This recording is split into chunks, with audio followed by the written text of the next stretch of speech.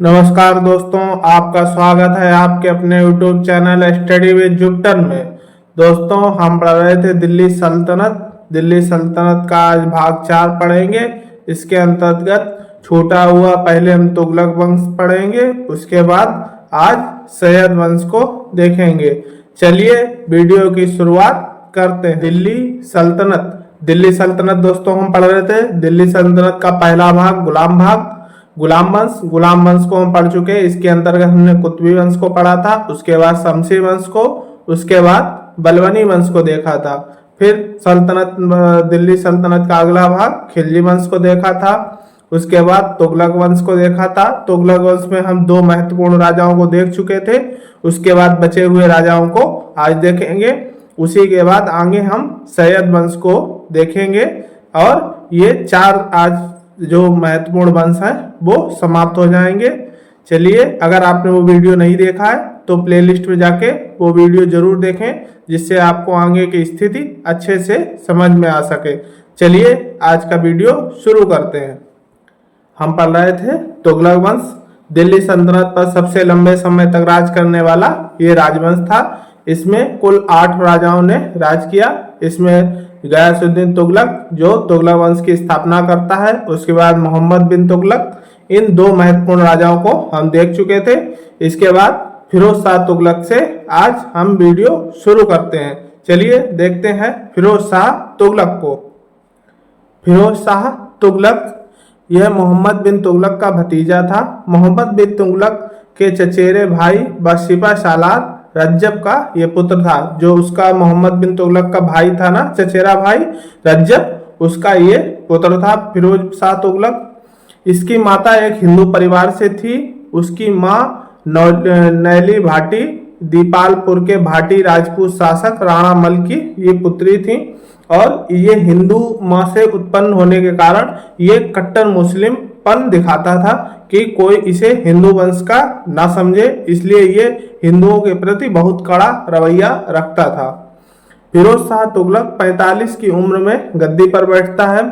पहले के शासकों द्वारा जो निर्णय शरीयत के खिलाफ लिए गए थे उन्हें वापस लेकर शरीयत के हिसाब से शासन किया। ये मुसलमानी कानूनों के हिसाब से शासन करता है। हिंदुओं के लिए बहुत सख्ती का रवैया अपनाता है तथा हिंदुओं के लिए कठोर नियम का पारित करता है। इसे कुछ मुस्लिम इतिहासकारों ने सल्तनत का अकबर कहा, क्योंकि जो मुस्लिम इतिहासकार थे ना वो इसे बहुत अच्छा मानते थे, क्योंकि उनके हिसाब से शरीयत सही था। पर जो आम जनता थी उसके हिसाब से ये अच्छा राजा नहीं था। यह ब्राह्मणों पर जजिया कर लगाने वाला पहला मुस्लिम शासक था। इसने जजिया कर से किसी को छूट नहीं दी। ब्राह्मणों पर जो अभी तक छूटे थे ब्राह्मण जजिया कर से, उनके ऊपर भी जजिया कर इसने लगा दिया। फिरोज शाह कट्टर सुन्नी धर्मांध मुस्लिम था। यह धर्मांध मुस्लिम था जो धर्म में अंधा हो गया था और केवल मुसलमानों की हित दिखता था, इसके अलावा इसे कुछ नहीं दिखता था। यह धर्मांध मुस्लिम था। अब इसके जो योजनाएं चलाई गई हैं उसको देख लेते हैं। इसके सरकारी सेवाओं हेतु योजनाएं इसकी। फिरोज शाह तुगलक ने सभी सरकारी सेवाओं में काम करने वाले वृद्ध और मृत्यु के होने के बाद पुत्र, दामाद या दास को सरकारी नौकरी में नियुक्त करने का आदेश दिया। अर्थात जो सरकारी नौकरियां अभी तक योग्यता के आधार पर ली जा रही थी, अब उसको सरकारी सेवाओं को वंशानुगत इसने कर दिया। चलिए अब इसके बारे में जो इसकी योजना है उसे और भी देख ले। अगला जागीर देने की व्यवस्था। अभी पिछले राजाओं ने हमने देखा था ना, जिन्होंने जागीर देने की व्यवस्था की जगह नगद वेतन शुरू किया था, अब ये पुनः जागीर देने की व्यवस्था शुरू करेगा। इसने उच्च पदों पर तैनात लोगों को नगद वेतन के स्थान पर जागीर देना पुनः प्रारंभ कर दिया। अभी तक नगद वेतन दिया जा रहा था, अब ये क्या करता है, पुनः उनको जागीर देने लगता है। ऋणों की समाप्ति। इसने सारे ऋण माफ कर दिया और 4 प्रकार के करों को लगाया: खराज, खुस्म, जजिया और जकात। अभी इन 4 करों को हम अगले वीडियो में देखेंगे। जब सल्तनत कालीन प्रशासन देखेंगे ना, तो इन करों को हम सही से पढ़ेंगे फिर से कि इन करों में कौन से हिंदुओं के लिए थे, कौन से मुसलमानों के लिए थे। अगली है मुद्रा व्यवस्था। पहली अध, यह तांबे की मुद्रा थी। यह जीतल के 1/2 भाग के बराबर थी। अगली थी बिक, यह तांबे की मुद्रा थी, यह जीतल के 1/4 थी। अगली है ससगनी, यह चांदी की मुद्रा थी, यह टंका के 1/6 के बराबर थी तथा ये अलग से एक चलाई गई मुद्रा है इसके द्वारा। अगली है दास व्यवस्था, यह अत्यंत दास प्रेमी था, इसलिए इसने 1,80,000 दासों को नियुक्त किया। दास वो होते थे जो युद्ध में बंदी होते थे, वो ज्यादातर इस समय दास होते थे, इसलिए ये दास प्रेमी था, दासों से सेवा लेना उसे बहुत अच्छा लगता था। इन दासों के नियंत्रण के लिए दीवान ए बंदगान नामक विभाग की स्थापना की।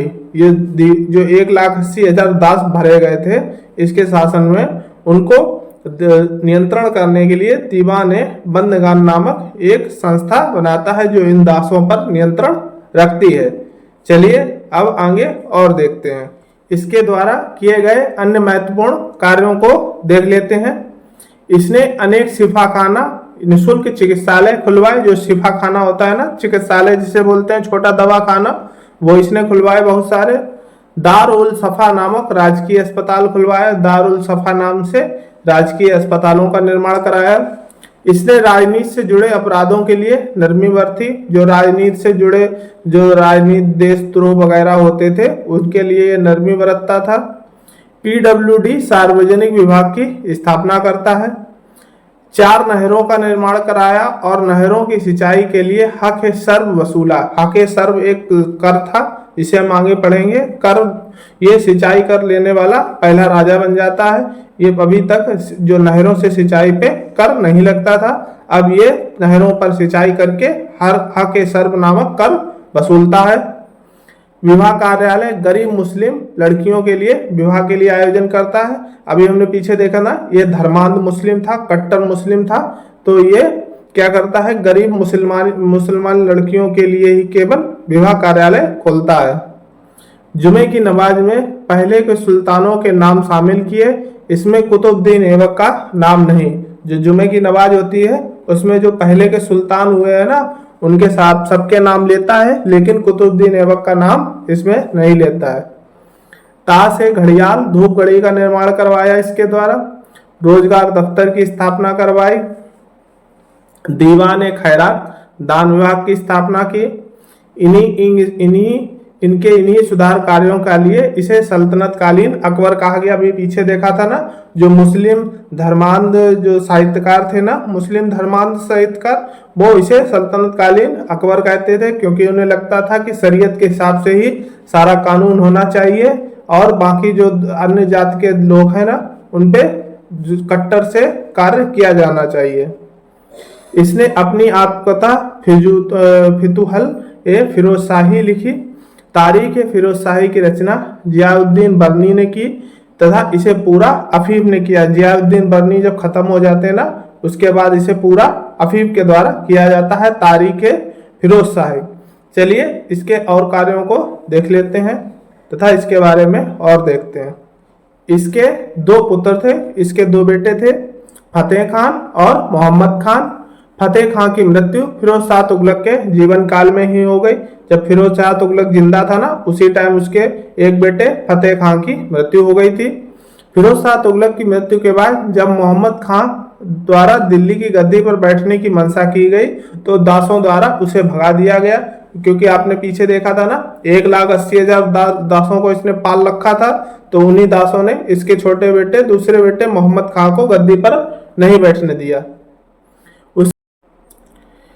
उसके बाद फतेह खान का पुत्र गयासुद्दीन तुगलक द्वितीय गद्दी पर बैठता है। जो फतेह खान का पुत्र होता है ना, जो फिरोज शाह तुगलक का पोता जो होता है, पौत्र गयासुद्दीन तुगलक द्वितीय, वो गद्दी पर बैठता है। उसके बाद ये फतेह खान यहाँ पर नहीं होगा, यहाँ गयासुद्दीन तुगलक द्वितीय होगा। गयासुद्दीन तुगलक द्वितीय की मृत्यु के बाद उसका छोटा भाई अबू बकर शाह गद्दी पर बैठता है। उसके बाद में 1-2 साल के लिए 2 राजा और होते हैं। उसके बाद मेन राजा होता है नसरुद्दीन शाह महमूद, नसरुद्दीन महमूद शाह। इस राजा को देख लेते हैं। तुगलक वंश का अंतिम राजा था ये। इसकी दुर्दशा को देखकर एक व्यंग्य प्रचलित था। विश्व के सम्राट तुगलकों का राज्य दिल्ली से पालम तक फैला हुआ है। केवल जो विश्व के सम्राट बने घूमते हैं ना तुगलक वंश, वो उनका राज्य केवल दिल्ली से पालम तक फैला हुआ है, क्योंकि ये बहुत कमजोर शासक था। जौनपुर दिल्ली सल्तनत से अलग हुआ। जौनपुर को पूर्व का सिराज कहा जाता था।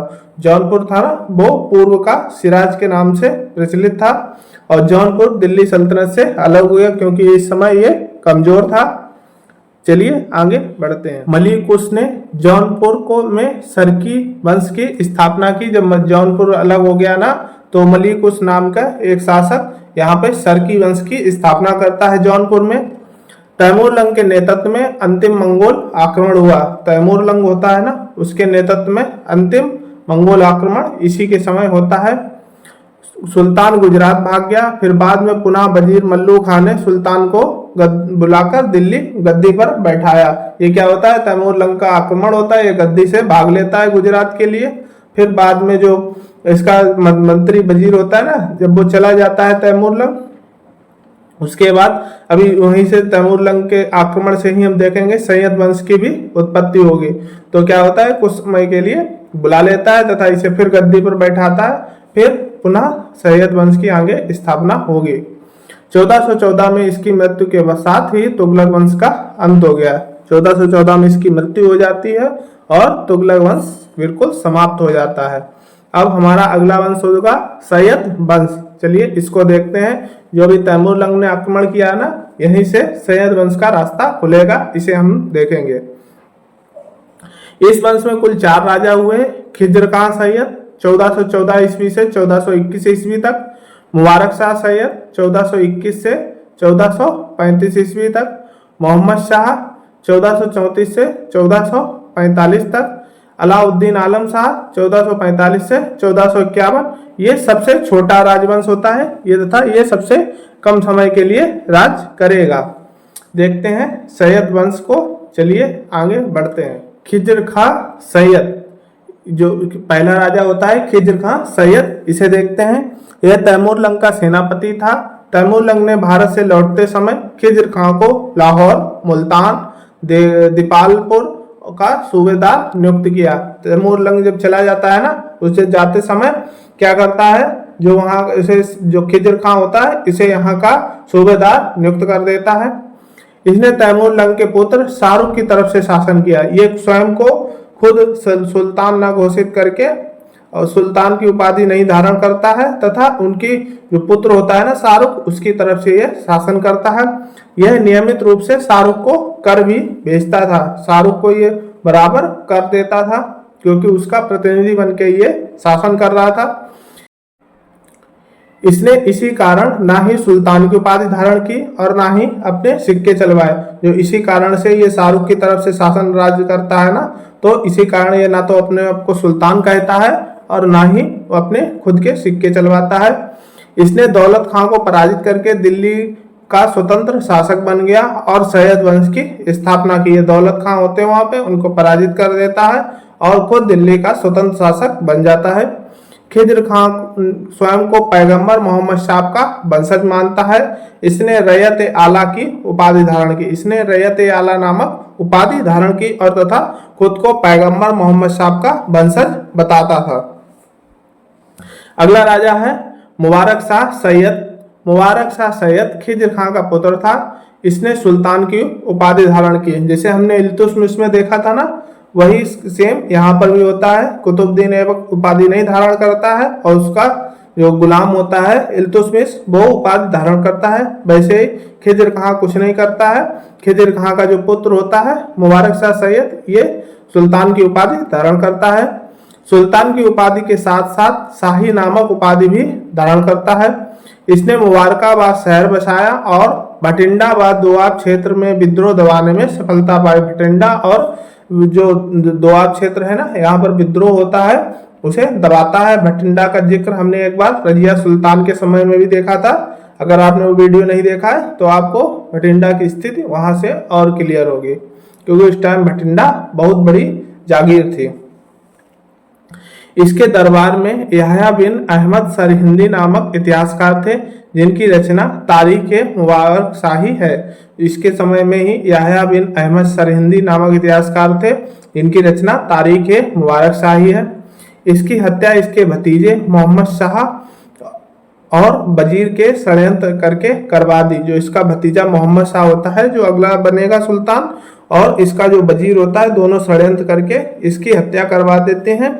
इसके समय में ये इसके सिक्के रहे। चलिए आगे बढ़ते हैं। अगला शासक बनता है मोहम्मद शाह। यह मुबारक शाह का भतीजा था। इसका वास्तविक नाम मोहम्मद बिन फरीद खान था। इसका जो वास्तविक नाम था मोहम्मद बिन फरीद खान था। इसके ऊपर मालवा के शासक महमूद शाह खिलजी ने आक्रमण किया और बाद में संधि करके वह लौट गया। ऐसा बताया जाता है लगभग 3 दिन तक युद्ध चला। 3 दिन के युद्ध के बाद दोनों में संधि हो जाती है। संधि में जो शर्तें होती हैं उन्हें मान लिया जाता है। इसके बाद ये पुनः अपने शासन लौट जाता है तथा मोहम्मद शाह शासन करने लगता है। अगला शासक होता है अलाउद्दीन आलम शाह। ये सैयद वंश का अंतिम शासक होता है। इसके बाद लोधी वंश की स्थापना होगी। यह सैयद वंश का अंतिम शासक था। यह दिमाग का सन की शासक था।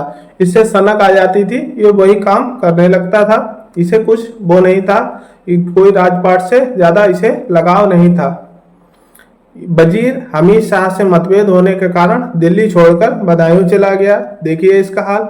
ये क्या करता है, वजीर जो इसका हमीद खान होता है ना, उससे कुछ बात विवाद हो जाता है तो क्या करता है, ये दिल्ली का राजपाट छोड़ के बदायूं निकल लेता है। ऐसा भी कोई राजा करता है। ये सन की राजा था, कुछ भी सनक आ जाती तो चल देता था। इसके बाद क्या होता है, जब बदायूं पहुंचता है ना, वहीं पे इसकी हत्या करवा दी जाएगी। वजीर और बहलोल लोधी ने षड्यंत्र करके इसे मरवा दिया। एक बहलोल लोधी होता है जो अभी लोधी वंश की स्थापना करेगा, और इसका वजीर जो हमीद खान है ना, इन्होंने षड्यंत्र करके उसे मरवा दिया। उसके बाद वजीर ने राजपाट बहलोल लोधी को सौंप दिया और इसी के साथ लोधी वंश की स्थापना होगी और सैयद वंश समाप्त हो गया। आज के लिए इतना ही। वीडियो अच्छा लगा हो तो लाइक करें, सब्सक्राइब करें तथा शेयर करें। धन्यवाद।